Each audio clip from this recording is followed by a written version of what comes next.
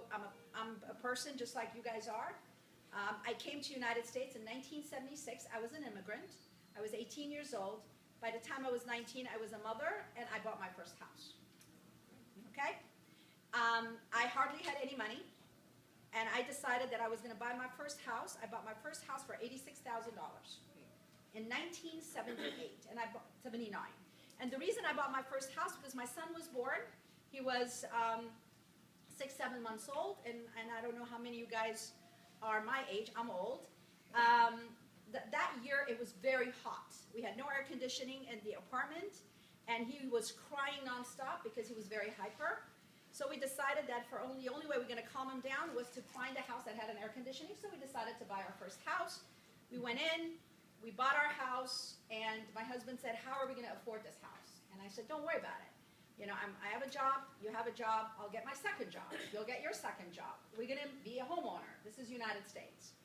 And we did. We bought our house. At the time, there was no such thing as an inspection of a property. So therefore, after I bought my house, we moved in. We had no furniture because we were renting a furnished apartment. And when we moved in, the sellers moved their bed out of our bedroom. And what we found out was what? There was no carpet under the bed because they had cut the carpet under the bed. So I had to go and buy carpet, and I lived like that for a while. So the reason I'm telling you all this story is because I want you to know that all of us have gone through the thinking, the steps, the pain of being a homeowner. But at the end of the day, it's my property that I bought, my first property that I bought, that made me successful. Because after I bought my property, my daughter was going to be born, and my husband was working midnight shift, and I was working in the morning, 18, 19 years old. We weren't seeing each other, and we felt that we needed to see each other after 5 years. So he wanted to be owning a business, and the only way I could buy that business was what? It was my property. That I had built equity in my property, that I ended up using that equity to buy my business. So then from there, we started buying another property and another property. So you guys are taking the first step that I took in 1976.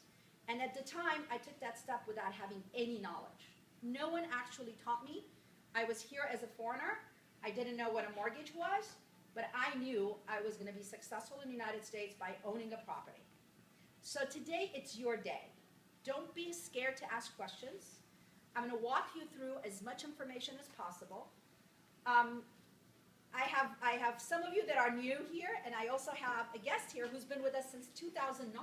We've done 2, 3 mortgages with her. And she's here because she still has questions.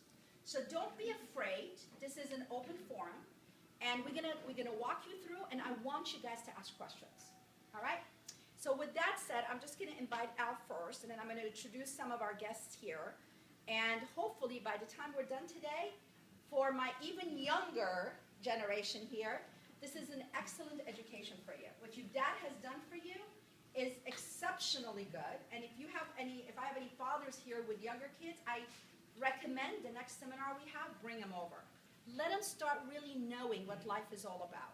Let them start really understanding what credit is all about. And you know, this is how you build your community, and this is how you build your family. So with that said, I'm going to invite my friend Al just to say a few words. Back in 1998 doing a regular daily talk show. Before that, I had been in South Florida, another hot real estate market, for I guess 10 or 15 years on the radio, so I was old like you.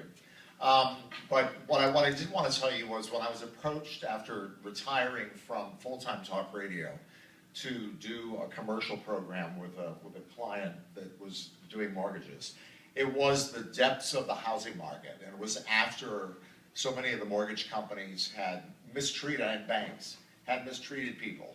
So you can imagine my skepticism, right? After all my years in the business, I'm not going to go on the air and just advertise to anybody after what we had gone through, where people had gotten into underwater mortgages and you know, upside down loans and what they called liar loans, where they were giving loans to anybody with a policy, even if you couldn't afford it, then you lost your home. So I was very, very careful, and I said, to the person that approached me, who was here, Missy Wilson. I said, I'm gonna have to meet these people and get to know this company really well if I'm gonna do the show every week. And I remember Nectar and I met at a restaurant that she took me to, which is great Lebanese, Middle Eastern food. I think it was in Glendale, wasn't it? Yeah. And talked to her, met Rafi, met the head of Skyline, actually, the actual parent company, and said, these are like, just as the story told you about Nectar's experience coming to the United States as an immigrant, these are really real people that I would trust with anything. So having said that, that's why I chose to represent them. I'm thrilled to be going into my third year? Third year plus. Yeah, third year of doing the program with them. So I just want you to know you're in good hands.